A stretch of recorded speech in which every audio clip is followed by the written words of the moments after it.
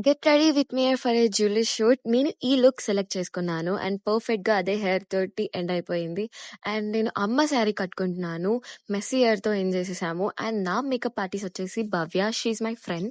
నేను ఎప్పటినుంచో తనతోటి మేకప్ ఏపిచ్చుకుందాము అనేసి ఒక ప్లాన్‌లో ఉంటుండే. సో, ఫైనల్లీ నా జ్యువెలరీ సెట్‌కి తను సెట్ అయిపోయిందనమాట. సో, ఇక్కడి నుంచి తనే మేకప్ వేసింది. నాకు హెవీ మేకప్ వద్దు అని చెప్పేసాను. సో, నాకు ఐస్ మాత్రం హైలైట్ చేయాలి. The makeup want to be like మొత్తం షైనీ. సో, నాకిక్కడ ఆకలేసిందనమాట. ఆకలేసి అస్సలు ఆగనేను. సో, తినేసేయాలి first of all. And makeup తనే నాకు పర్ఫెక్ట్‌గా అనిపిచ్చింది. అండ్ తనే నాకు శారీ డ్రైపింగ్ చేసిందనమాట. హెయిర్ అండ్ మేకప్, శారీ మొత్తం తనే.